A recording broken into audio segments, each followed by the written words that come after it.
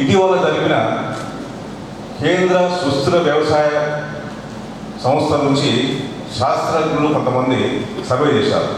ఆ సర్వేలో తేలింది ఏంటంటే వరి సాగు వల్ల ఒక ఎకరా 10 టన్నుల గ్రీన్ హౌస్ గ్యాస్ వెలువడతాయి. అంటే కార్బన్ డైఆక్సైడ్, మిథేన్, చాలా ప్రమాదకరమైన మిథేన్ గ్యాస్, ప్రమాదకరమైన నైట్రస్ ఆక్సైడ్, ఈ 3 అతి ప్రమాదకరమైన గ్యాస్. ఒక ఎకరా వరి సాగుకు 10 టన్నుల కార్బన్ డైఆక్సైడ్, మిథేను, నైట్రస్ ఆక్సైడ్ మిశ్రమం బయటికి వెలువడుతుంది. అంటే దాదాపు మన తెలంగాణ రాష్ట్రంలో గత ఫైనాన్షియల్ 2020-21లో 1 కోటి ఎకరాలు సాగు చేసినట్టయితే 10 కోట్ల టన్నుల carbon dioxide, greenhouse gas వెలువడి, అంటే 78% ఆఫ్ ది టోటల్ ఇది ఇంధనం వల్ల మన వెహికల్స్ పొల్యూషన్ కానీ, పరిశ్రమల పొల్యూషన్ కానీ, ఇవన్నిటికంటే ఎక్కువ వరి సాగు వల్ల 78% పర్యావరణానికి ఎలా ప్రమాదం ఉంచుకొస్తుంది. ఎందుకంటే మనం ముమ్మడిగా వరి సాగు చేస్తున్నాం. మనకు ప్రభుత్వం కూడా చాలా ప్రోత్సహించింది, విద్యుత్ ఇచ్చింది, అన్ని విధాలు బాగానే ఉంది. కానీ రసాయనాలు కూడా ఎక్కువ వాడతాం. ఒక హెక్టార్ దాదాపు 245.2 కిలోల రసాయన ఎరువులు వాడతాం. దానివల్ల ఏమవుతుందంటే ఎప్పుడు 24 అవర్స్ 4 మంత్స్ నీరు నిలవడం వల్ల వర్షాల్లో డీకంపోజ్ అయ్యి ఈ యూరియా అంటే డయామినో కార్బోనమైడ్, మా కెమిస్ట్రీ లాంగ్వేజ్లో, అదేవిధంగా డయామినో ఫాస్ఫేట్, దాంట్లో కూడా అదే మళ్ళీ నైట్రోజన్ ఉంటుంది. వీటి వల్ల నైట్రస్ ఆక్సైడ్ బాగా ఇవ్వబడి, అదేవిధంగా మిథేన్ గ్యాస్, ప్రమాదకరమైన మిథేన్ గ్యాస్ అంటే 1 tonne carbon dioxide equal to దాదాపు 32 టన్నుల మిథేన్ గ్యాస్. అదేవిధంగా 1 టన్ను కార్బన్ డైఆక్సైడ్ 310 రెట్లు ప్రమాదకరమైన నైట్రస్ ఆక్సైడ్ ఏర్పడుతుంది. అంటే పర్యావరణానికి చాలా ప్రమాదం ఉంది. అంటే దాదాపు ఇంకో జనరల్గా నేను వాటి భాష మాట్లాడాలంటే 1 సంవత్సరం 1 కోటి వరి సాగు వల్ల వెలువడే green house gas equal to 165 కోట్ల మొక్కలు 10 సంవత్సరాలు పీల్చే కార్బన్ డైఆక్సైడ్ విలువ. అంటే మనం అర్థం చేసుకోవాలి ఎంత ప్రమాదకరమైనది. అదేవిధంగా దాదాపు 25,132 మైళ్ళ దూరం ప్రయాణం చేసే కార్లు ఎంతైతే గ్యాస్ వెలువడిస్తున్నాయి carbon dioxide is equal to 1 సంవత్సరం 10 కోట్ల టన్నుల కార్బన్ డైఆక్సైడ్ వరి సాగు వల్ల వస్తుంది. అంటే మనం అర్థం చేసుకోవాలి ఎంత ప్రమాదకర పరిస్థితులు మనం ఈరోజు ఉన్నాము. అందువల్ల నేను ఆఫీసర్లు అడిగేది ఒకటే, దయచేసి సాంప్రదాయ అంటే ఆర్గానిక్ ఫార్మింగ్ ఎంకరేజ్ చేయండి. మన జిల్లాలో దాదాపు గత సంవత్సరం 2020-21లో 16,69,000 ఎకరాలు మొత్తం సాగు చేయబడింది. దాంట్లో 52% వరి సాగు చేసింది. Really very sad. తెలంగాణ రాష్ట్ర ప్రభుత్వం ఏర్పడిన తర్వాత వ్యవసాయంలో నల్లగొండ జిల్లా ప్రథమ స్థానంలో రావడం సంతోషంగా ఉన్నది. ఏంటంటే ఈ సర్వసభ్య సమావేశంలో గౌరవ చైర్మన్ గారికి ఒక చిన్న విన్నపం సభ్యులందరి ద్వారా, ఎప్పుడు కూడా గత 2 సంవత్సరాలకు వెళ్ళి కరోనా అని చెప్పేసి మనం మండల ప్రజాపరిషత్ అధ్యక్షులు లేకుండా, జడ్పీటీసీ లేకుండా కొంత ఈ సమావేశాన్ని వాయిదాలు వేసుకోవడము జరుగుతూ ఉన్నది. అయితే కరోనా పూర్తిగా తగ్గుముఖం పట్టింది. ఇంకా మా టర్మ్ 3 సంవత్సరాలు మిగిలిన్నది, 3 తక్కువనే ఉన్నది. ఇంకా రాబోయే దాంట్లో ఈ జిల్లా పరిషత్ సర్వసభ్య సమావేశానికి గత 2 సంవత్సరాలతో పాటు మనం ఎన్నికైన 9 మాసాలలో కూడా ఎప్పుడు కూడా జిల్లా మంత్రివర్యులు వస్తేనే తప్ప జిల్లా అధికారులు కానివ్వండి, జిల్లా కలెక్టర్ కానివ్వండి ఎప్పుడు కూడా రాడు. నేనైతే ఈ సర్వసభ్య సమావేశం అందరి సభ్యుల పక్షాన మాట్లాడుతూ ఉన్నాను. Any cost next general body మీటింగ్కి చైర్మన్ అధ్యక్షతన గౌరవ కలెక్టర్ గారు ఇక్కడ ఉండాల్సిందే. ఎందుకు అంటే ఇవాళ భూపాలపల్లి కలెక్టర్ గారు కానివ్వండి, సిరిసిల్ల కలెక్టర్ గారు కానివ్వండి, ఒక పాఠశాలల విషయం వచ్చినప్పుడు ప్రతి ప్రధాన ఉపాధ్యాయుడు స్కావెంజర్లు లేక బాధపడుతున్న సమయాలలో అక్కడ కలెక్టర్ ప్రతి సర్పంచ్కు ఒక జీవో ఇష్యూ చేసి 2,000 రూపాయల ఆ స్కూల్కు మీరు పంపివ్వాలి అని సర్పంచ్లకు ఒక జీవో డ్రాఫ్ట్ చేసినారు. ఈరోజు ఆ స్కూల్స్ టాపిక్ వచ్చినప్పుడు గౌరవ కలెక్టర్ గారు ఉంటే వాళ్ళ ముందర మాట్లాడతారు. ఆ కలెక్టర్ గారు గత సమావేశంలో కూడా మనం మీటింగ్ ఉన్నప్పుడు 2 గంటలకు వచ్చినారు. ఏంటంటే మీరు కొంచెం, ఎందుకంటే సీనియర్ పాలిటీషియన్, మీకు కూడా ప్రస్తుత పరిస్థితి తెలుసు కాబట్టి మీకు అధికారులతో సమన్వయం ఉంటుంది కాబట్టి ఎవరిని ఇబ్బంది పెట్టొద్దు అనే లక్ష్యంతో మీరు ఉంటారు కాబట్టి మీతో మేము మాట్లాడుతూ ఉన్నాం. కానీ ఏంటంటే చైర్మన్ గారికి కూడా తెలవాల్సింది ఏంటంటే జడ్పీటీసీలు కానివ్వండి, ఎంపీపీలే కానీ గౌరవం కాపాడాలంటే పూర్తిగా జిల్లాధికారులు ఉన్నప్పుడు. ఇద్దరు టీచర్స్ ఉన్నారు, మాకు స్టాఫ్ని త్వరగా రిక్రూట్ చేయాలని మిమ్మల్ని ఈ సభలో అడుగుతున్నాము. అదేవిధంగా ఈ యొక్క దాని గురించి ఎన్నోసార్లు హై స్కూలే sir, high school already collector గారి పర్మిట్ తోటి 263 తర్వాత డిక్టేషన్ మీదనే వేయచ్చు కదా, తక్కువ స్ట్రెంత్ ఉందని చూసి డిక్టేషన్ మీదనే కంప్లీట్ మొదలు చేయొచ్చు కదా. తర్వాత విషయం పోస్టింగ్ తర్వాత పర్మనెంట్ పోస్ట్ పక్కకు పెట్టండి, డిక్టేషన్లో ఇవ్వండి, కంప్యూటర్ వేసి ఒకసారి మాట్లాడండి. అదేవిధంగా మున్గోడు మండలంలో కూడా సార్ హై స్కూల్స్లో ఇప్పుడు స్టూడెంట్స్ కూడా స్ట్రెంత్ చాలా బాగా పెరుగుతుంది సార్. అంటే గతంలో ఉన్న టీచర్స్ సంఖ్య ఏంటంటే అప్పుడు ఉన్న స్ట్రెంత్ బట్టి పెట్టారు. ఇప్పుడు మన కరోనా టైంలో ఈ ప్రైవేట్ స్కూల్స్కి పోలేక వీళ్ళందరూ కూడా మన గవర్నమెంట్ స్కూల్స్కి వస్తున్నారు. కానీ ఇప్పుడు నేను చెప్పిన గ్రామం మేము ఫస్ట్ నుంచి అడుగుతున్నాం సార్, 140-150 నుంచి స్టూడెంట్స్ నుంచి అప్పటి నుంచి కూడా ఇలానే ఇద్దరు స్టాఫ్నే ఉండడం జరిగింది. వాస్తవంగా రేషనలైజేషన్ చేసి ఎక్కడ స్టూడెంట్స్ ఉన్నారో అక్కడ స్టూడెంట్స్ లేరో చూసి రేషనలైజేషన్ చేయాలి. కేసీవీపీలో 1595 ఉన్నారన్నారు పాఠశాలలు. సాగర్ నియోజకవర్గానికి సంబంధించి బట్టలు ఇచ్చినారు 2020 నుంచి 21 వరకు అన్నారు. మా పెదవరం మండలానికి అయితే ఒక్క జత కూడా పిల్లలు గుర్తించి అయితే ఇవ్వలేదు. అమౌంట్ మాత్రం 18,62,500 ఖర్చు అని రాసింది. ఎలా మీరు ఇట్లా నియోజకవర్గం మొత్తం వారీ చేస్తే పెదవరం మండలానికి ఎక్కడెక్కడ పంపిణీ చేశారు, ఎంత పంపిణీ చేశారు దుస్తులు అనేది మాకు ఎలా తెలుస్తుంది?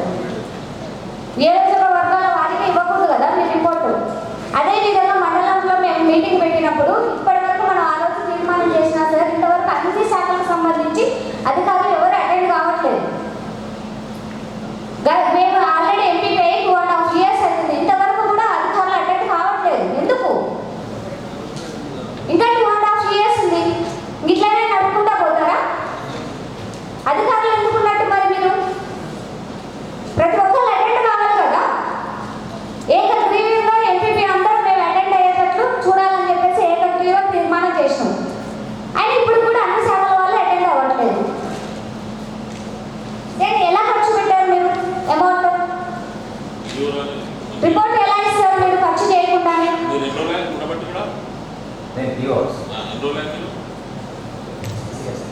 అండ్ సెంట్ జోసెఫ్ స్కూల్లో ఏజెన్సీ అయిపోయి 1.5 years అవుతుంది.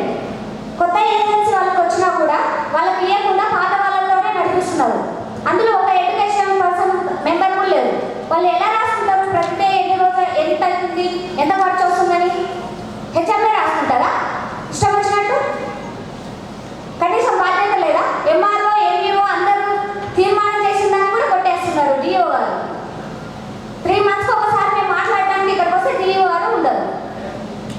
మరి మేము మీటింగ్ ఎందుకు వచ్చేది? మీరు పోనీ మీరు మండలానికి రండి, మేము పెట్టేటప్పుడు మీటింగ్ జిల్లా అధికారులు అందరూ రండి, మాట్లాడతాం.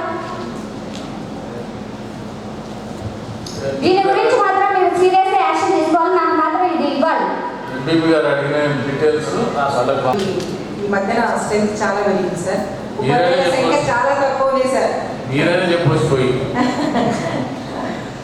అంటే మనం ఒక్క స్కూల్కి వెళ్ళగలుగుతాం సార్, మండలం మొత్తం మనం వెళ్ళలేదు సార్. సరే, ఎక్కడ అవసరం ఉంటే మీరు పోయి చెప్పొచ్చు. తప్పకుండా సార్, తప్పకుండా. అయితే సార్ ఒకటి మా మండలంలో తోక్లాపూర్ పాఠశాల ఉంది సార్. అక్కడ అంటే ఒక విద్యార్థిగా ఉన్నాయని ఇప్పుడు హెచ్ఎంగా ఉన్నారు సార్. ఒక్కరే నడుపుతారు సార్. 75 మంది ఉన్నది 200 దాటుతుంది సార్ స్ట్రెంత్. ఇక మొన్న అడిగితే డిఓ గారిని అట్లా అడిగితే ఒక్కరిని ఇచ్చింది అట్లా, కానీ సరిపోవట్లేదు సార్. అక్కడ ఇంకొకటి అంటే మండలంలో ఎక్కడి నుంచైనా తీసుకోమంటున్నారు. ఏ స్కూల్ చూసినా అదే పరిస్థితి సార్, అంతటా పెరిగింది కాబట్టి. పోయిన సంవత్సరము అంతకుముందు ఉన్నటువంటి స్ట్రెంత్ బట్టే వీళ్ళు డివైడ్ చేశారు. ఇప్పుడు అనుకోకుండా కరోనా వచ్చిన తర్వాత మొత్తం స్ట్రెంత్ పెరిగిపోయింది ప్రతి దగ్గర. అయితే ఒక్కసారి ఇక్కడ అంతకుముందు ఎట్లుండేదంటే విద్యా వాలంటీర్లను తీసుకునేవాళ్ళు సార్.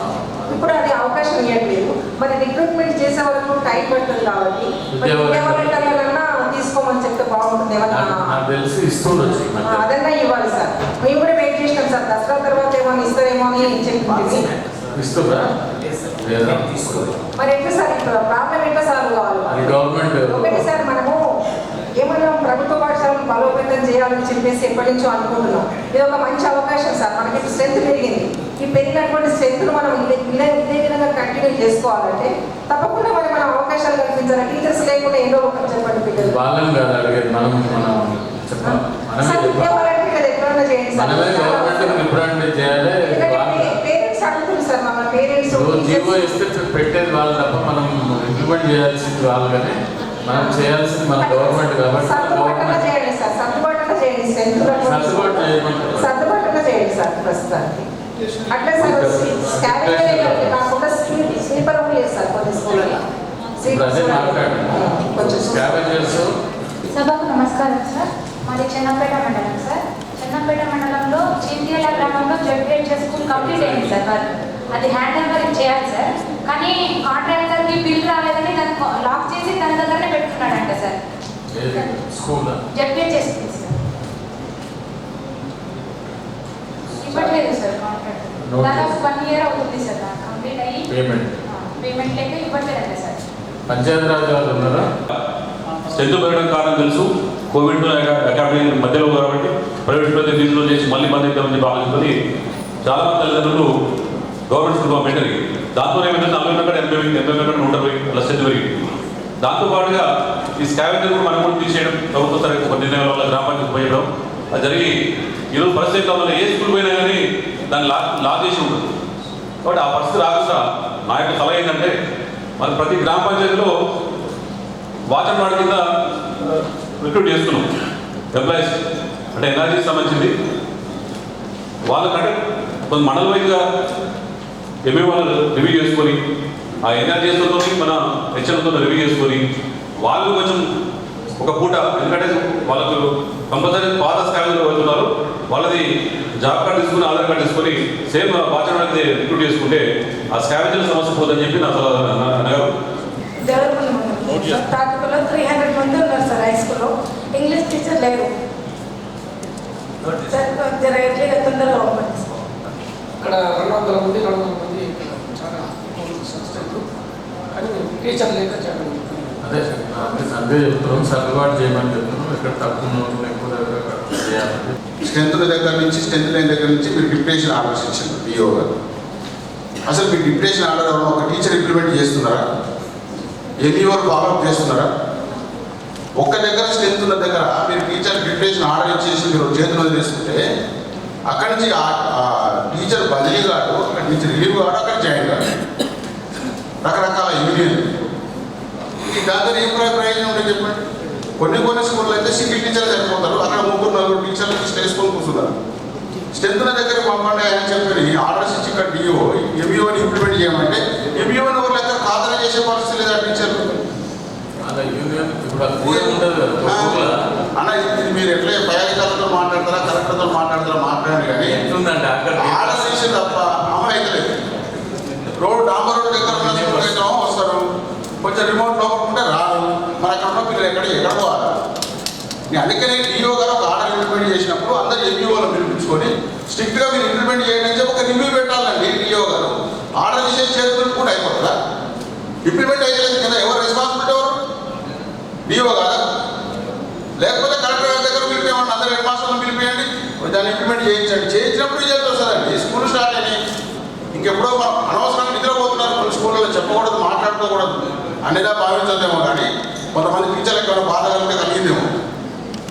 2 టీచర్లు 3 టీచర్లు, 2 టీచర్లు ఇంటి దగ్గర ఉంటే ఒకటే టీచర్ వస్తాడు. ఉన్నది 10-20 మంది పిల్లలు. ఆయన వచ్చినాడు, ఈయన బంధు, ఈయన వచ్చినాడు, ఆయన బంధు. అటువంటి దగ్గర నుంచి ఇంకో దగ్గర పంపిస్తే వాళ్ళు జాయిన్ గారు. మీరు స్ట్రిక్ట్గా దీని మీద మీరు చేయకపోతే తీసినటువంటి ఆర్డర్ కూడా విలువలేదు. మేము ఆర్డర్ చేసామని చెప్పి చేతులు తిప్పుకుంటే కాదు, అయ్యేది కాదు, ఇంప్లిమెంట్ కావాలి. మీరు ఏం చేస్తారో చేయండి, హెడ్ మాస్టర్లో పిలిపియండి. ఇమీడియట్గా అన్ని మండలాల్లో రివ్యూ పెట్టి ఆయన డిప్యుటేషన్ ఇచ్చినటువంటి ఆర్డర్ ఏముందో దాన్ని ఇంప్లిమెంట్ చేయండి. మర్రిగూడ మండలంలో ఇప్పుడు సేమ్ చందూరు డెప్యూటీస్ గారు చెప్పినట్టు ఎవరు కూడా డిప్యుటేషన్లో ట్రాన్స్ఫర్ చేస్తే వెళ్ళట్లేదు. ఇప్పుడు స్ట్రెంత్ కరోనా పరిస్థితుల్లో ఇప్పుడు ప్రైవేట్ పాఠశాలలు బంద్ ఉన్నాయి కాబట్టి గవర్నమెంట్ స్కూళ్ళల్లో స్ట్రెంత్ పెరిగిన దాని దగ్గరగా కొన్ని మండల్ హెడ్ క్వార్టర్లో, ఎందుకంటే హాస్టల్లో నిన్న మనం ఓపెన్ కాలేదు కాబట్టి అక్కడ స్ట్రెంత్ ఏమో తక్కువ ఉంది, టీచర్స్ ఏమో ఎక్కున్నారు. డిప్యుటేషన్ ఏమంటే ఏ లేదు చేస్తున్నారు కానీ వాళ్ళు వెళ్ళట్లేదు. అదేవిధంగా సార్ మనం 5th క్లాస్ వరకు ఇంగ్లీష్ మీడియం పెట్టినాం ఒక ఊళ్ళలో. ఆ తర్వాత హైయర్ గ్రేడ్లో ఆడడానికి 10th క్లాస్ ఉంది. మరి ఆ స్కూల్లో ఇంగ్లీష్ కంటిన్యూ చేయకపోతే ఆ పిల్లలు ఎక్కడ పోవాలి? స్కూల్లో స్ట్రెంత్ ఎట్లా పెరుగుతుంది? మరి కూడా మండలంలో తిరగలపల్లిలో 5th క్లాస్ వరకు ప్రైమరీ స్కూల్లో 5th క్లాస్ వరకు ఇంగ్లీష్ మీడియం ఉంది, 6th క్లాస్ నుంచి అక్కడ లేదు. అదేవిధంగా ఇంకా చాలా స్కూల్స్ కూడా ఇప్పుడు పరిస్థితులు ఎట్లా ఉన్నాయంటే మనం పాఠశాలలో స్ట్రెంత్ పెరిగింది, ఇంగ్లీష్ మీడియం ఉండనే ఇప్పుడు ఉండే పరిస్థితిలో ఉన్నారు. కాబట్టి ప్రతి ఒక్క స్కూల్ కూడా ఏదైతే కంటిన్యూ స్కూల్ 5th నుంచి 6th వాటిని పెంచుకుంటూ ప్రతి స్కూల్ కూడా చేయాలి. కొన్ని స్కూల్స్ ఇంగ్లీష్ మీడియం ఉంది, కొన్ని ఊర్లలో లేదు. మా దగ్గర అంకంపేట నామాపురం స్కూల్లో స్ట్రెంత్ చాలా పెరిగింది, అక్కడ తరగతి గదులు లేవు. నేను ఇంతకుముందు కూడా డిఓ గారికి చెప్పినాను, అక్కడ 4 రూములు ఉన్నాయి, అక్కడ 5 క్లాసులు ఉంటాయి, 5 రూములు ఉన్నాయి. ఒకటి ఆఫీస్ రూమ్ పోతుంది, ఒకటి ల్యాబ్ పోతుంది, పిల్లలు కూర్చుంటాను బయట కూర్చుంటాను. ఈ రోజులలో బయట కూర్చునే పరిస్థితి వచ్చింది. అక్కడ ఒక స్కూల్కు మనము బిల్డింగ్ శాంక్షన్ చేసినాం, హెడ్ మాస్టర్ అకౌంట్లో 15 లక్షల రూపాయలు ఉన్నాయి. అవి ఈ రోజు వరకు ఇంట్రెస్ట్ కలిపి 18 లక్షలు అయినాయి. అక్కడ ఒక 2 రూములు శాంక్షన్ చేయమని అడుగుతున్నాం. మీరు ఆ 18 లక్షలు వచ్చి అక్కడ అకౌంట్ టీచర్ అకౌంట్ 3 ఏళ్ళు అయింది, 4 ఏళ్ళు అయిపోయింది. మనం 2015లో మనం స్కూల్ శాంక్షన్ చేసినాం, అప్పుడు శాంక్షన్ అయిన 15 లక్షల రూపాయలు, దానికి ఇంట్రెస్ట్ 3 లక్షలు పెరిగిందంటే మీరు ఆలోచించండి. బ్యాంక్ రేట్ ప్రకారం 3 లక్షల రూపాయలు ఇంట్రెస్ట్ పెరిగిందంటే ఎన్నేళ్ళు అవుతుందో ఆ పైసలు వచ్చిందని మీరు ఆలోచించండి. ఆ డబ్బులు ఎవరు పట్టించుకునే 4 నేడు ఎవరికి తెలుస్తుంది అది అకౌంట్ ఎక్కడ పోయిందో, మరి వీళ్ళు ఆడిట్ ఏమవుతుందో ఏం తెలియట్లేదు. ఏం ఆడిట్ చేస్తుందో మరి డిపార్ట్మెంట్ ఎక్కడ పోతున్నాయి అనేది ఇది నోట్ చేసుకొని మళ్ళీ ఒకసారి క్వశ్చన్ రాకుండా చూసుకోవాలని చెప్తుంది. ఓకే, శక్తిపాలక గ్రామంలో రన్ చేస్తున్నారు, మండల కేంద్రంలో ఎందుకు రన్ చేస్తున్నారు సార్? కేజీబీ బాలపల్లి మండల కేంద్రంలో పెట్టగా అక్కడ ఏమంటారు సార్? శక్తిపాలకలో నడుస్తుంది. అవును, మండల కేంద్రం బాలపల్లి తీసుకురావాలి కదా, అక్కడ బిల్డింగ్ బిల్డింగ్ లేదా రాజించగా చూసినా బిల్డింగ్ లేదా నేను అనుకుంటున్నా దాని మీద వాళ్ళకి అవగాహన లేదు. మనం చెప్పిన నోట్ చేస్తాం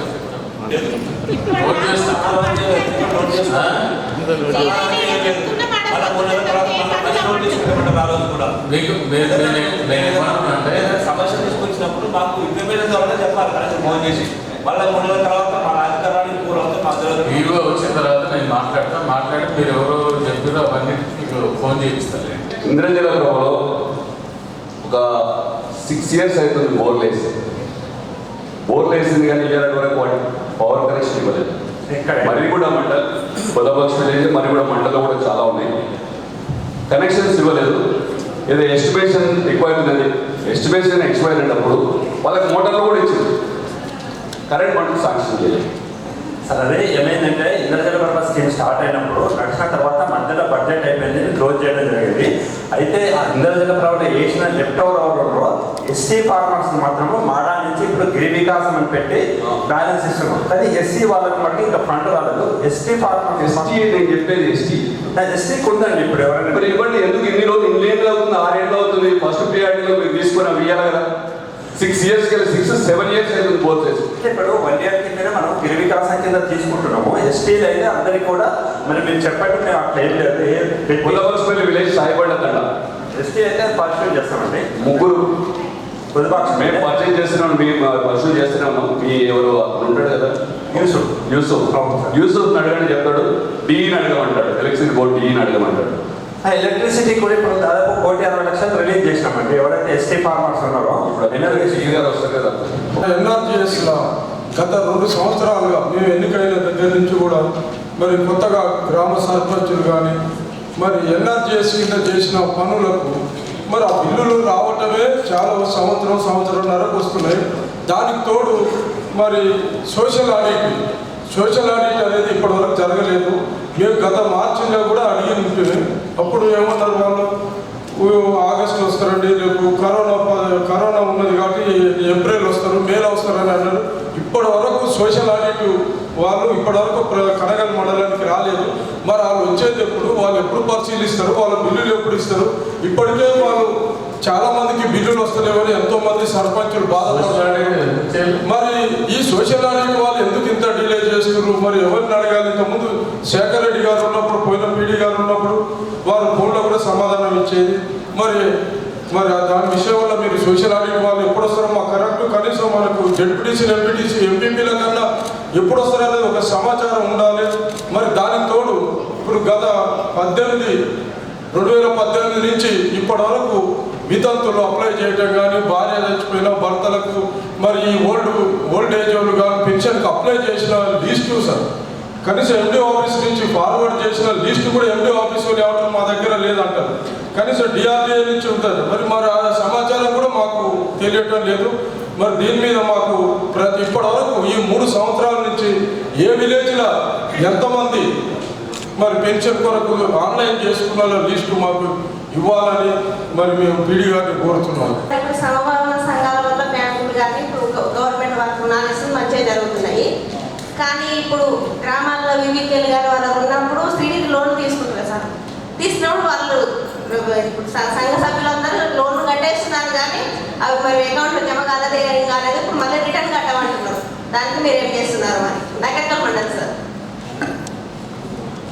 కట్టినాయి అనేది శ్రీనిధి అకౌంట్లోకి వెళ్ళిపోతున్నాయి, క్లియర్ చేస్తున్నారు. ఎవరైనా కట్టలేని అనుకుంటే మిస్యూజ్ అయి ఉండాలి. మరి అది ఎవరు చేసి సభ్యులు కట్టమంటే మళ్ళీ కట్టాలిగా పెట్టుకుంటున్నారు. మళ్ళీ సభ్యులే ఒక్కొక్క సంఘాన్ని 40, 50, కొన్ని సంఘాలు 1,50,000 ఉన్నాయి. అవి ఏ సంఘాలో మేము చూసి ఎంక్వైరీకి పంపిస్తున్నాం. ఎప్పటి దాదాపు 2 సంవత్సరాల క్రితం ముందుకు ఒకసారి మా వల్లవపురం గ్రామంలో ఉన్నాయి సార్. దాదాపు ఉన్నాయి సార్. నిన్న మీరు పంపించిన ఈ నివేదిక ప్రకారం చూసి ఈ యొక్క డిపార్ట్మెంట్ గురించి చదువుతుంటే ఇన్ని హెల్పింగ్ అంటే చాలా పథకాలు ఉన్నాయి.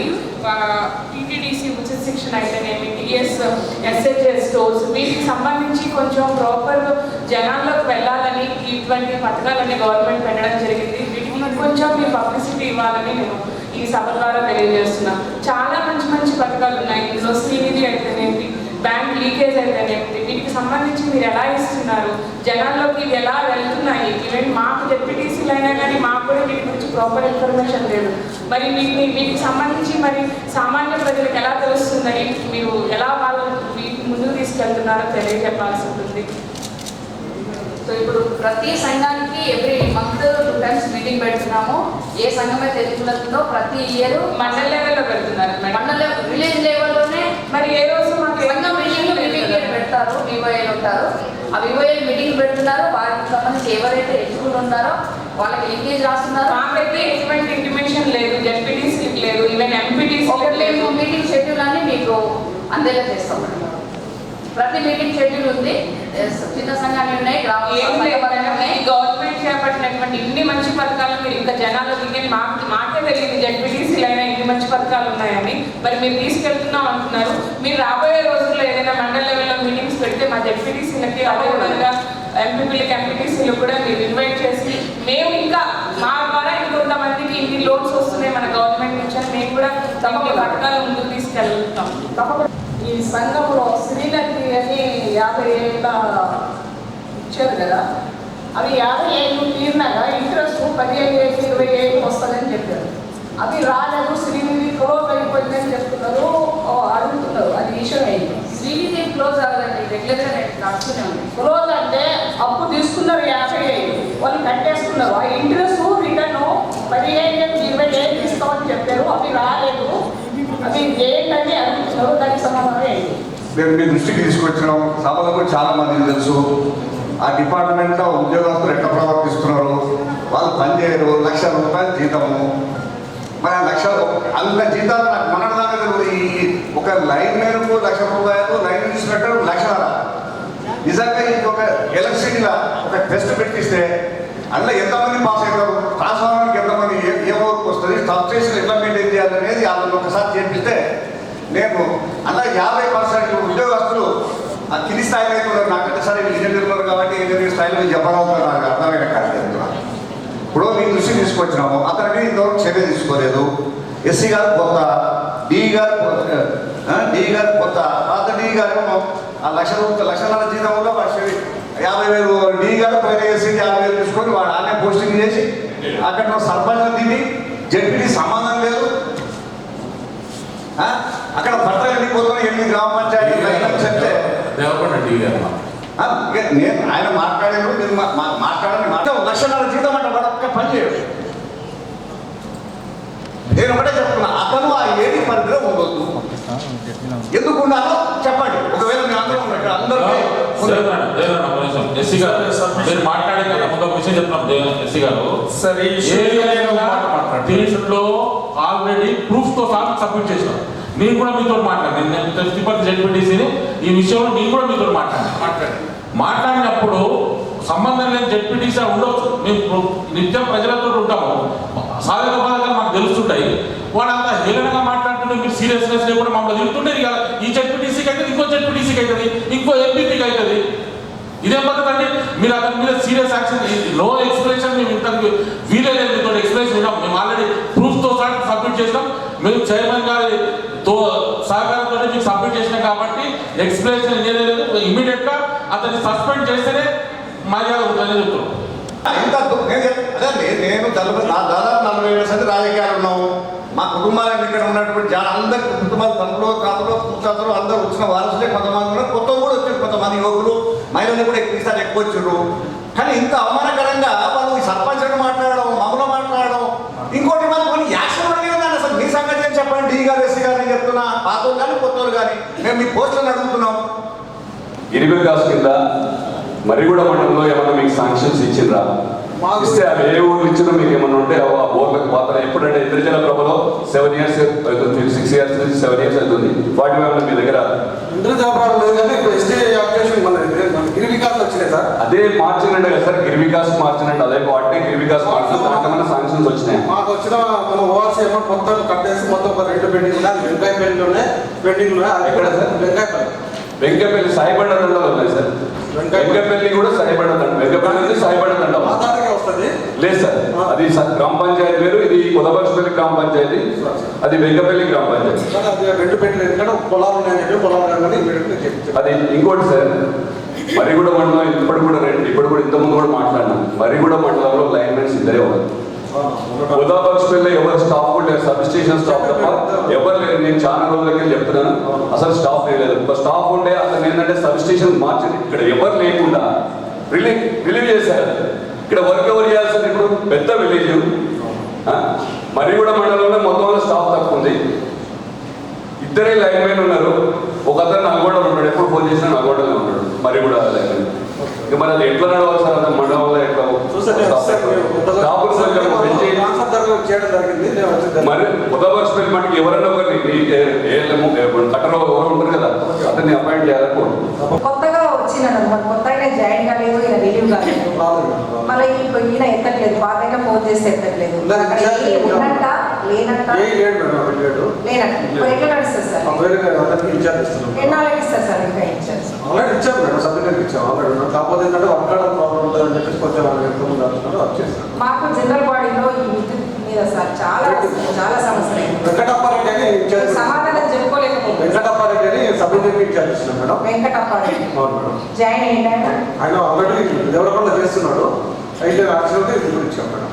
ఇప్పటి వరకు ఏఈ గారి దృష్టికి, ఏడీ గారి దృష్టికి, ఎస్సీ గారి దృష్టికి కరెంట్ సమస్య ఉన్నది. 4th లైన్ గురించి, 4th లైన్ గురించి లైటింగ్ ఎక్కడెక్కడ ఉన్నది, లైటింగ్ ఎక్కడ చేస్తున్నారు అనేది అసలు దాని మీద అయితలేదు. ఎస్సీ గారు కూడా, నేనే ఎస్సీ గారితో కూడా మాట్లాడినా 2-3 సార్లు.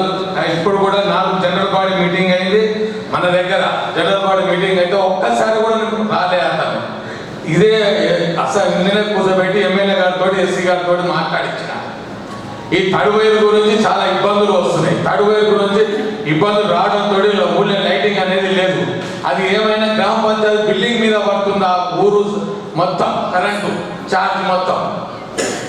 దాని గురించి ఇప్పటికీ ఎస్సీ గారి దృష్టి కూడా తీసుకొచ్చినాం, దేవరకొండ ఏఈ గారి, ఏడీ గారి దృష్టి కూడా తీసుకొచ్చినాం. ఆ సమస్య ఇంతవరకు కూడా దాని గురించి ఏమి మనకు సమాధానం చెప్పలేదు. జడ్పీస్ గారు సార్ ఇప్పుడు అది ఇంతకుముందు మా విలేజ్ ఎప్పుడు ఇంతకుముందు ఎక్స్పాన్షన్ అవుతుంది మండలంలో పెట్టుకోవడం. అందరికి మీ దృష్టికి 4 సార్లు తీసుకొచ్చినండి. 4 సమావేశాలు పెట్టిన 4 సమావేశాల్లో కూడా మీ ఏఈ గారు మా దగ్గరికి రాలేదు. మమ్మల్ని పెట్టినా నా ఆఫీస్ ఉంటుంది ఇమీడియట్గా అప్లికేషన్ అవ్వాలి మేడం గారు ఇచ్చిన ఎంపీ గారు. కాకపోతే ఎంపీపీ గారు ఆల్రెడీ మేడం అవన్నీ రాపించారు మినిస్టర్ దగ్గర షీట్ తీసుకొని. ఇంకా మేడం గారు ఇంకా సబ్మిట్ చేస్తే కంపల్సరీ చేపిస్తారు. అది ఇప్పటికీ అసలు జనరల్ బాడీ నడుస్తుందని సంవత్సరం దాంట్లో ఏఈ గారు రావాలన్నా రాకూడదా?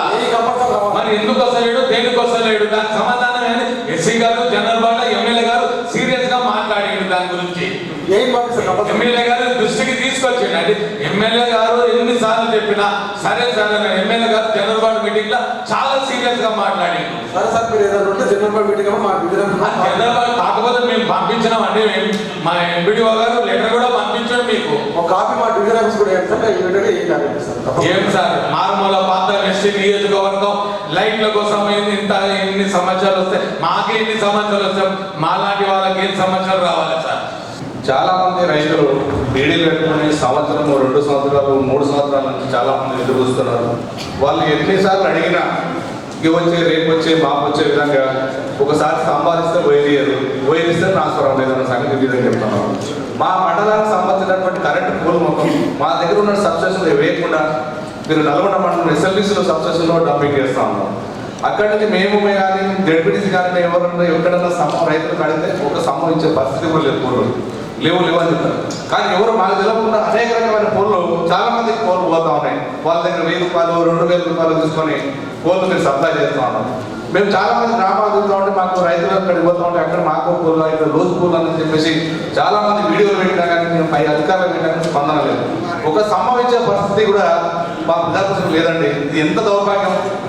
మరి మా మండలానికి సంబంధించిన పోలు మీరు వేరే మండలంలో పెట్టడం కదా, మరి మాకు తెలియకుండా అక్కడికి ఎందుకు మీరు పంపిస్తున్నారు? కర్నూలు మండలానికి సంబంధించిన పోలు కర్నూలు మండలంలో పెట్టవచ్చు. అక్కడ ఉన్నాయి కదా సబ్స్టేషన్, అక్కడ కాకుండా మీరు వేరే దగ్గర పెడతా ఉన్నాం. అక్కడ రైతులు అడిగితే మా దగ్గర పోలు రావట్లేదు అని చెప్తున్నారు. అక్కడ ఉన్నట్టు రైతులందరూ ఎస్ఎల్బీసీ సబ్స్టేషన్లో వాళ్ళు పోలందరూ అక్కడ డంపింగ్ చేసుకుంటున్నారు. అక్కడి నుంచి అక్కడికి ఎవరు అడిగితే వాళ్ళకి ఇష్టం వచ్చిన మనం చెప్పిన వాళ్ళకి ఇవ్వట్లేదు అని చెప్పేసి రైతులు అనేక మంది రైతులు కాంపిట్ చేస్తాం. రైతుల కోసమే కదా, ఎవరు ఎక్కడ వాళ్ళ కోసమే కదా. మేమే తీసుకొని ఇంటికి పెట్టుకుంటాం. జడ్పీటీసీ ఎంపీ తీసుకుని వాళ్ళు 4 పోలు వాళ్ళు ఇన్స్పిరేషన్తో 2 పోలు వాళ్ళు 2 పోల వరకు వైపు నుంచి వెళ్ళిపోతా ఉన్నాడు. మరి బిల్లు తీసుకుని 4 పోలు తీసుకుంటున్నాడు. 4 పోలు ఇష్టమే అట్లా మేము జరగదు. చాలా జరుగుతుంది సార్, మేము చూస్తూ ఉన్నాం కదా, చాలా జరుగుతుంది చూస్తూ ఉన్నాం. ఎస్టిమేట్ ఏదైతే శాంక్షన్ అవుతుందో అంతకే మెటీరియల్ సార్ మా సొంత ఊరు చెర్లగౌరవంలో దాదాపు 15 మంది రైతులు ఇప్పుడు డీడీలు పెట్టుకున్నారు. దాదాపు 3 సంవత్సరాలు కావచ్చు. ఇంతవరకు వాళ్ళకి స్తంభం కానీ ట్రాన్స్ఫర్ కానీ వైర్ కానీ ఇలాంటి పరిస్థితి ఉన్నాం. సరే వాళ్ళ పేర్లతో సహా మన ఏ గారు కూడా పెట్టడం కూడా జరిగింది. నల్గొండ మండలం రసూల్పూర్ విలేజ్ సార్ ఎస్ఐ గారు వాళ్ళు తన పూర్ పీపుల్ వాళ్ళు సిమెంట్ బ్రిక్స్తో రేకుల ఇల్లు కట్టుకుని ఉన్నారు. వాళ్ళకు విజిలెన్స్ వాళ్ళు వచ్చి 30 నుంచి 50,000 వరకు ఒక 50 ఇళ్లకు ఫైన్ వేయడం జరిగింది. వాళ్ళు నెలకు 200-300 బిల్లు కట్టడమే చాలా ఇబ్బంది ఉన్న ఫ్యామిలీస్ అవి. 30 నుంచి 50,000 వరకు వాళ్ళు ఏడాది తెచ్చి కట్టాలి. ఆ భూమి అమ్మినా కూడా 50,000 అంటున్నారు. ఇప్పుడు కేసులు అంటే ఇప్పుడు విజిలెన్స్ వాళ్ళు చెప్పండి, ఎందుకంటే మనకు ఫైన్ వేసినప్పుడు వాడు కట్టే స్తోమత ఉండాలి కదా. మన స్తోమత కంటే ఫైన్ విజిలెన్స్ వాళ్ళు మార్పు కానీ ఎవరికి ఇంటిమేషన్ లేకుండానే వాళ్ళు తిరుగుతున్నారు. మనం వాళ్ళకి ఛాన్స్ ఇవ్వకుండానే చూడాలి సార్. మ్యాక్సిమం మేము కూడా నేను చెప్పినాము స్తోమతను బట్టి కట్టే వీళ్ళు చూసేయాలి. ఇష్టం వచ్చినట్టు వేస్తే వాళ్ళు కట్టలేని పరిస్థితులు ఉంటే ఇబ్బంది అయింది. వాళ్ళ మీద కేసులు చేసి వాళ్ళ పరిస్థితి ఏంటి ఇప్పుడు? సార్ ఆ భూమి అమ్ముకొని కేసులు మాకు ఆ మండలాల్లో మరి మనం ఎప్పుడు లేని విధంగా మాకు ఆడ పూల్స్ మంజూరు అవ్వడం కానీ ట్రాన్స్ఫర్ ఇవ్వడం కానీ ఆడ 3 ఫేజ్ లైన్ ఉండడం కానీ ఇటువంటి యాక్టివిటీస్ చాలా మేము మరి అక్కడ ఉన్న మా ప్రజాప్రతినిధులు శాంక్షన్ చేయించుకున్నాం సార్. మరి ఏ ఊర్లో ఏమవుతున్నాయి అనేది ఇప్పుడు దాకా తెలియట్లేదు సార్. మన అంటే మనం చేస్తున్నాం అంటున్నారు. మరి మాకున్న మరి ఆయన పాప ఆయన అప్డేట్ చేస్తుంటే ఆయన కూడా వెళ్ళిపోయాడు. ఏఈ గారు అడుగుతామంటే ఏఈ గారు కూడా మాకు మా దురదృష్టానికి తిరుమల మండలంలో 3 ఏఈతో మాట్లాడాల్సి వస్తుంది సార్. మొత్తం ఒకటేమో నిర్మలూరు, ఒకటేమో హాల్యా, ఒకటేమో పెద్ద ఊర, ఒకటేమో సాగర్. మరి వీళ్ళతో కోఆర్డినేషన్ చేసుకోలేక మరి ఆడ పబ్లిక్ మేము ఏం చెప్పలేకపోతున్నాం. కాబట్టి ఆడ పనులు ఏం జరుగుతున్నాయి, అసలు ఏమైనా జరుగుతున్నాయా లేవా, ఏమైనా ఉంటే కాంట్రాక్టర్ రావట్లేదు, కాంట్రాక్టర్ ఫైనల్ చేయట్లేదు అని చెప్తున్నారు. మళ్ళా అసలు సైజ్ ఆఫ్ వర్క్స్ అనేది అన్నీ ఉన్నాయి, డీటెయిల్ కూడా ఉన్నాయి. అన్నీ తీసుకున్నాం కానీ ఆడ చూసేదానికి మనకు ఏం లేదు. ఎలక్షన్స్ లో పోల్స్ ఇచ్చారు బట్ వైరింగ్ లాగలేదు. అదే మేడం నేను అదొకటి ఇంకొకటి కూడా సార్. ఎంపీపీ గారు నేను ఎంపీ ఒక నిమిషం ఇప్పుడు సేమ్ ఆ టాపిక్ కదా సార్, ఒక నిమిషం మాట్లాడినాక మీకు అర్థమవుతుంది. నేను ఎంపీ అయినా కానీ చెప్తున్నా, తమ్మడపల్లిలో 11 kV వైరు ఒక 20 ఇళ్ళ మీద వెళ్ళిపోయింది. 10 పోల్స్ ఇస్తే దానికి వైర్స్ ఇస్తే ఊరు బయట చేస్తే సరిపోతుందని చెప్తా. అలా చెప్పినంత వరకు ఇంతవరకు చేయలేదు. ఒక వ్యక్తి కూడా చనిపోయాడు, పుల్లారెడ్డి అనే వ్యక్తి. నేను స్టార్టింగ్ అనేది 11 kV వైర్ చిన్న షిఫ్టింగ్ లైన్స్ అనేది గవర్నమెంట్ కూడా షిఫ్టింగ్ ఆఫ్ లైన్స్ మనం డబ్బులు కట్టి చేయించుకోవాలి. లేదు గవర్నమెంట్ మొన్న గౌరవ ముఖ్యమంత్రి కేసీఆర్ గారు చెప్పారు అట్లా ఇళ్ళ మీద ఎలక్షన్ అప్పుడు ఆల్రెడీ వాగ్దానం ఇచ్చినాం సార్, ఇస్తే మనం చేపిద్దాము. మండలం సార్, నెల్లూరు మండలానికి ఏ లేదు సార్ సపరేట్. ఇప్పుడు ఉమ్మడి చంద్రపేట మండలానికి ఇక్కడక్కడ ఒకటే అయిపోయింది కాబట్టి చాలా ఇబ్బంది ఇస్తున్నారు. ఇంకోటి సార్, ఇప్పుడు చంద్రపేట మండలంలో ఒక 200 ఏజిఎల్ ట్రాన్స్ఫార్మర్ శాంక్షన్ అయింది సార్. ఎక్కడ చంద్రపేట అప్పుడు నుంచి అది ఒక మెటల్ ఇస్తే ఒక మెటల్ ఇస్తుంది సార్ స్టోర్లో. ఏబిసిటీ ఇస్తే ఎత్తిపిసిటీ ఇస్తే ఏబిసిటీ ఆ ట్రాన్స్ఫార్మర్ మొత్తం అట్లా అయినాయి. ఇప్పుడు పల్లీలు సీట్లు సార్, ప్రతి ఒక్క రైతు అవే అడుగుతుంది సార్. గాలి వానకు అన్ని పోల్స్ పడిపోయినాయి సార్. డ్యామేజ్ పోల్ కింద చాలా మంది వేసింది సార్. వాళ్ళందరూ ముట్టుకుంటారు సార్. ఆ పోల్ కొంతవరకు శాంక్షన్ చేయాలి సార్, ఆ బడ్జెట్ ఇస్తలేదు. ఓకే సార్, బడ్జెట్ వచ్చింది ఇచ్చేస్తాను, ప్రాబ్లం. మొదటిసారి వచ్చిన ఎస్సీ గారికి శుభాకాంక్షలు తెలుపుకుంటూ, మరి మా కనగల్ మండలంలో సమస్యలు మేము జడ్పీటీసీగా ఎన్నికైన తర్వాత మా కనగల్ పెద్ద వాగు ఉంటుంది. వాగు పక్కన సింగిల్ ఫేస్ కరెంట్ ఉండేది. తర్వాత దాన్ని మీ గవర్నమెంట్ 3 phase చేసారు. 3 phase చేసినప్పుడు 2 రైతులకు కలెక్షన్ ఇవ్వలేదు, అక్కడ ట్రాన్స్ఫర్ మార్చలేదు. ఏఈ గారు కృష్ణయ్య గారు ఉన్నప్పుడు ఆ సమస్యని నేను ఇదే కలెక్షన్ మన మీ సబ్ ఇంజనీరు మీ అధికారులు ఊళ్ళో కలెక్షన్ చేస్తున్నప్పుడు అక్కడికి వెళ్ళి కూడా మేము వాళ్ళ దృష్టికి తీసుకుపోవడం జరిగింది. ఇప్పటి వరకు ఆ సమస్యను వాళ్ళకు 3 phase చేయలేదు. ఆ సమస్య అట్టనే ఉన్నది. ఆ ఒక్క సమస్య కూడా పరిష్కారం చేయలేదు సార్.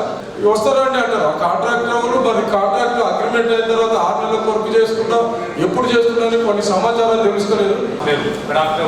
లహరి మేడం అందరు ఆమె ఎప్పుడు వస్తుందో తెలియదు, ఎప్పుడు తెలియదు. ఫోన్ రెస్పాన్స్ కాదు. ప్రతిరోజు ఇంకా కూడా పేపర్ చూడండి, ప్రతిరోజు హాస్పిటల్లో గొడవ పెట్టుకోవాలి, ట్రీట్మెంట్ చేసేది గొడవ పెట్టుకోవాలి. ఎన్నిసార్లు మంది ఇచ్చినా రావట్లేదు, నడిస్తే ఏడుస్తుంది లేడీస్. ఏమో జిల్లావాడికి వస్తుంది, ఎప్పుడు ఒకసారి వస్తుంది, కాంగ్రెస్ చేసి పెడుతుంది. డ్యూటీలు సార్ మాకు ఆఫీసులు వచ్చిండు, నేను ఆడిపోతున్నా ఆగిపోతుంది, జనపడి వెనక్కి వెళ్ళిపోతుంది. ఎన్నిసార్లు మంది ఇచ్చినా మార్పు లేదు. వాళ్ళ స్టాఫ్ వాళ్ళే గొడవ పెట్టు. మరి ఇంటికే వస్తారు, 12 వెళ్ళిపోతుంది. ఒక వాళ్ళ భర్త ఫారెస్ట్ ఆఫీసర్ ముందుకు వస్తాడు, అతను రాగానే కరెక్ట్ ఒకటి డ్యూటీ అయిపోతుంది. అతను ఎక్కించుకొని ఫారెస్ట్ ఆఫీసర్ దానికి వెళ్ళిపోతారు. హాస్పిటల్ ఒకటి తర్వాత ఏ ఒక్కరు కూడా ఉండదు సార్, పేషెంట్ తప్ప. హాస్పిటల్లో కనీసం స్టాఫ్ సార్ కదా, ఎవరు ఉండదు సార్. కనీసం ఏ నెంబర్ కూడా ఉండదు. అది ముందు పరిస్థితి దారుణం. ఆ అంబులెన్స్ ప్రాబ్లం కూడా అంబులెన్స్ ఫెయిల్ అయిపోయింది. లెటర్ నేను మీ పర్సనల్గా మీ ఆఫీస్కి వచ్చి 2 సార్లు 4 లెటర్ పెట్టారు. కానీ ఇంతవరకు ఒక్కరు కూడా డిప్రెషన్ పంపించిన వాళ్ళు క్యాన్సిల్ చేయలేదు. తామలపడ్డలో రామంటే డౌన్ ఆఫీసర్ ఒకతను ముస్లిం, అతను ఏదో ఉంది పేరు అశ్విత్. ఆ తర్వాత అతను ఎప్పుడు వస్తుందో తెలియదు, ఎప్పుడు తెలియదు. ఆయన వచ్చి అది యూనియన్ మీటింగ్ పెట్టారట, వాళ్ళ షాప్ డ్యూటీ చేయాలట, మిగతా షాప్ డ్యూటీ చేశారట. సార్ ముంగోడు సేమ్ 11:30కి వస్తారు సార్, 11:30కి వస్తారు, 1 o'clock వెళ్ళిపోతారు. ఇప్పుడు కాదు, 2.5 years నుంచి ఇదే ఎవ్రీ వీక్ మాకు డిస్ట్రిక్ట్ పేపర్లో వస్తుంది. మేము దాన్ని కూడా మేము ఎప్పుడు దృష్టికి తీసుకొస్తున్నాము. 11:30కి వచ్చి 1 o'clock వెళ్ళిపోతారు. అదేవిధంగా మా ముంగోడు మండలం కేసీలో 9 members 9 స్టాఫ్ డిప్యుటేషన్ మీద ఉన్నారు. ప్రతిసారి డిఎంహెచ్ఓ గారికి మేము చెప్పడం జరుగుతుంది, మేము పంపిస్తామమ్మా అంటున్నారు. 9 members స్టాఫ్ లేకపోతే హాస్పిటల్ ఎలా రన్ చేస్తారు సార్? చెప్పండి.